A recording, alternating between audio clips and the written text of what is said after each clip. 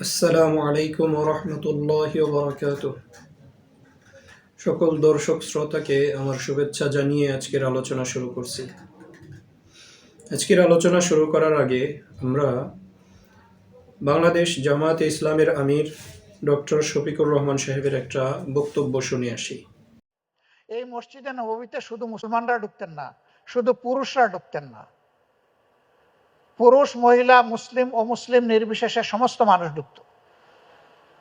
বহু মহিলা এসেছেন তার প্রয়োজনের কথা বলতে। তার পোশাক ইসলাম যেটুকু শালীনতার প্রত্যাশা করে ওরকম না, তিনি এসেছেন তার মতো পোশাক। আল্লাহ রসুল কখনো এমন কোনো এভিডেন্স নাই বলেছেন মা আগে আপনি যান, একটু পোশাকটা শালীনতার সাথে পরে আপনি আসেন, নেভার, কখনো বলেন নাই। বরঞ্চ শ্রদ্ধা সম্মানের সাথে ওয়েলকাম করে ওনার প্রয়োজনটা, ওনার অসুবিধাটা উনি জানতে চেয়েছেন। এই বক্তব্যে জামায়াতের আমির ডক্টর শফিকুর রহমান সাহেব দাবি করেন, ইসলাম যতটুকু শালীন পোশাক প্রত্যাশা করে ততটুকু শালীন পোশাক না পরে মহিলারা বিভিন্ন প্রয়োজনে মসজিদে নববীতে আগমন করতেন, কিন্তু রাসূলুল্লাহ সাল্লাল্লাহু আলাইহি ওয়াসাল্লাম তাদেরকে কখনোই বলেন নাই যে এই পোশাক পরে মসজিদে আসা যাবে না, বরং সবার কথা শুনেছেন। শফিকুর রহমান সাহেব তার এই বক্তব্যের মধ্যে চ্যালেঞ্জের ভিত্তিতে রাসূলুল্লাহ সাল্লাল্লাহু আলাইহি ওয়াসাল্লাম ও সাহাবাদের ব্যাপারে মারাত্মক দুটি অপবাদ আরোপ করেছেন। আমরা ধারাবাহিকভাবে এই দুটি অপবাদের ব্যাপারে আলোকপাত করব ইনশাআল্লাহ। আরোপিত প্রথম অপবাদ, রাসূলুল্লাহ সাল্লাল্লাহু আলাইহি ওয়াসাল্লাম অশালীনতাকে প্রশ্রয় দিয়েছেন। 2, সাহাবা রাদিয়াল্লাহু তাআলা আলাইহিম আজমাইনও শালীন ছিলেন না।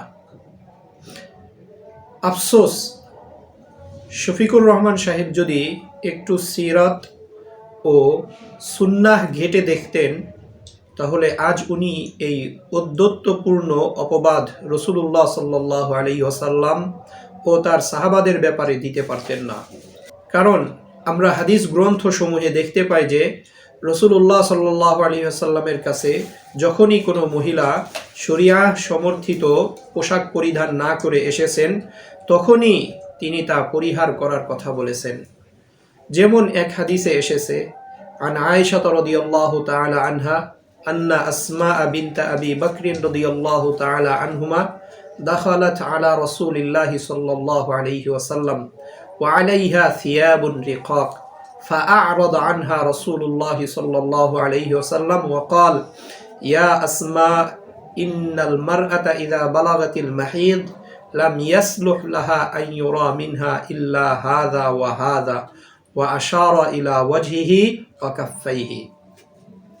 অর্থাৎ হযরত আয়েশা রাদিয়াল্লাহু তাআলা আনহা বলেন, একদা আসমা বিনতে আবি বকর রাদিয়াল্লাহু তাআলা আলাইহিমা রাসূলুল্লাহ সাল্লাল্লাহু আলাইহি ওয়াসাল্লামের কাছে আসলেন।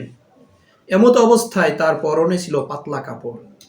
রাসূলুল্লাহ সাল্লাল্লাহু আলাইহি সাল্লাম তার থেকে মুখ ফিরিয়ে নিলেন এবং বললেন, মহিলারা যখন প্রাপ্তবয়স্কা হয়ে যায় তখন তার চেহারা ও উভয় হাতের তালু ব্যতীত আর কিছু দেখা যাওয়া উচিত নয়।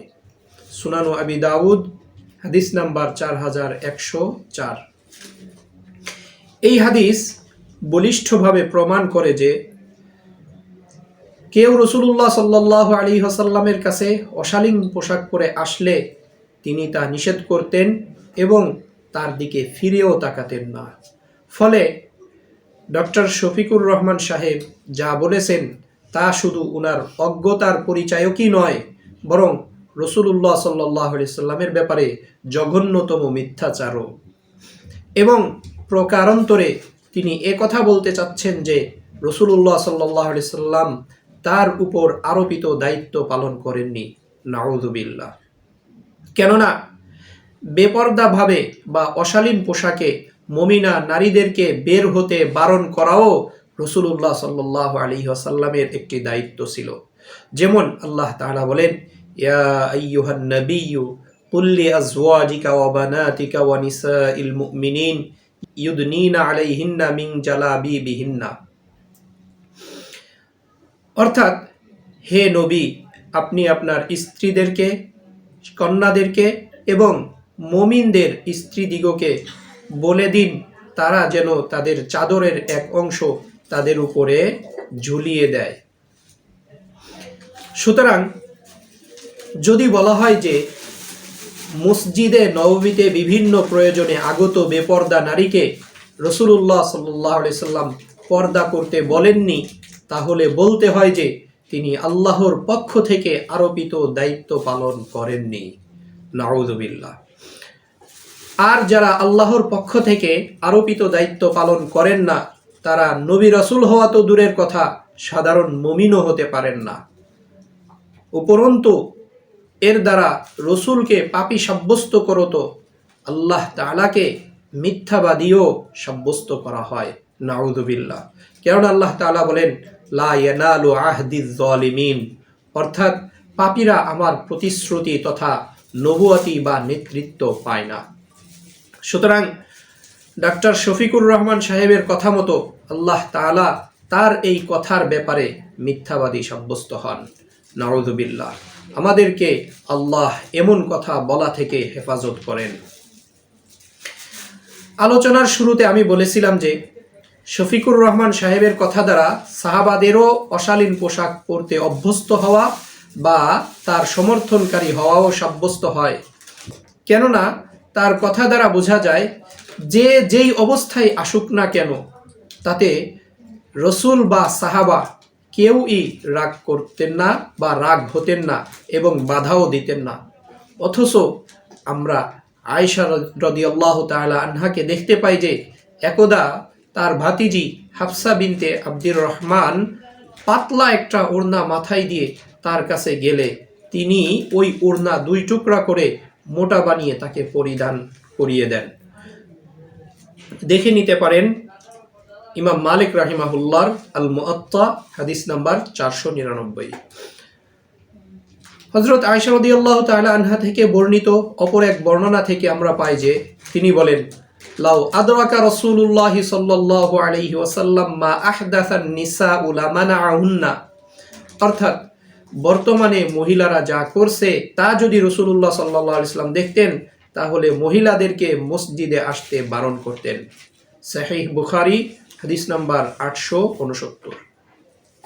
এ দুটি বর্ণনা দ্বারা যেমনিভাবে সাহাবীদের অশালীন পোশাক না পরার ও সমর্থন না করার বিষয় সাব্যস্ত হয়, তেমনিভাবে অশালীন বিষয়ের ব্যাপারে রাসূলুল্লাহ সাল্লাল্লাহু আলাইহি ওয়াসাল্লামের কঠোর অবস্থানও প্রমাণিত হয়। সুতরাং ডক্টর শফিকুর রহমান সাহেব কোন কোন কিতাব বা বই পড়ে উক্ত দাবি করলেন তা আমার বোধগম্য নয়। ফলে আমরা নির্দ্বিধায় বলতে পারি, আমাদের মাথার মুকুট আল্লামা অলিপুরি হাফিজাহুল্লাহ যথার্থই বলেন যে জামাতে ইসলামীর কোনো ব্যক্তির দিন বোঝার যোগ্যতা নাই। আমি আবারও বলছি, জামাতে ইসলামীর কোনো ব্যক্তির দিন বোঝার যোগ্যতা নেই। সুতরাং ডক্টর শফিকুর রহমান সাহেবকে বলবো, আপনি না বুঝে যে কথা বলেছেন তার জন্য প্রকাশ্যে ভুল স্বীকার করত আল্লাহর কাছে ক্ষমা চান, অন্যথায় আমরা আপনাদেরকে গণহারে বয়কট করতে বাধ্য হব। পরিশেষে বলবো, ইসলাম যেমন কোনো ব্যক্তিকে অশালীনভাবে মসজিদে আসতে দেয় না, তেমনিভাবে কেউ যদি না বুঝে অশালীনভাবে চলে আসে তাহলে তার সাথে রূঢ় আচরণ করার কথাও বলে না, বরং তাকে নম্রভাবে বুঝিয়ে এ সমস্ত কাজ থেকে বিরত রাখার শিক্ষা দেয়।